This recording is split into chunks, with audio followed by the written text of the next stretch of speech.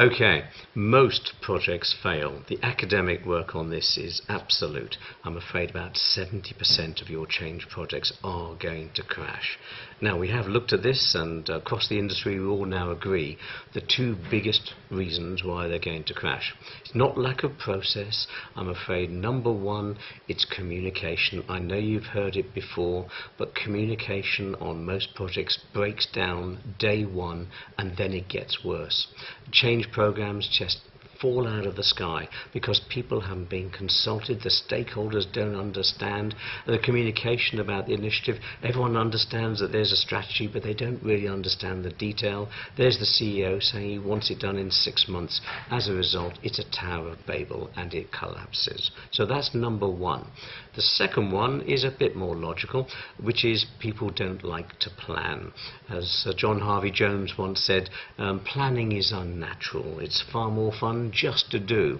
And the nice thing about just doing is that failure comes as a complete surprise. And of course everyone enjoys a good crisis. They can run around with a mobile phone feeling terribly important, achieving nothing.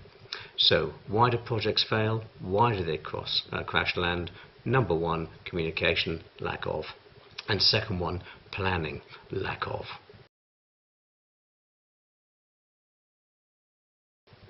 Now, HR managers have an incredible role to play in all of this, but it's going to go contrary to the way a lot of them were brought up, and quite right too.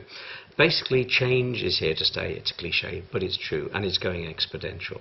And so what you need is people who can manage the change, in other words, manage the disruption. And in many ways, they are disruptors themselves. And so instead of looking for people who fit in, who are the corporate suits, we'll employ them because they're just like us. HR should be looking out for people who are not like us. Very difficult to do because, of course, as soon as they walk in for interview, you think, well, they're not like us. We don't want them in our organisation.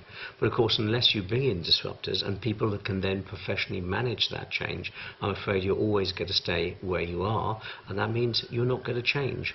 And in most cases, in the end, that means you become a dinosaur, and in the end the dinosaurs die out.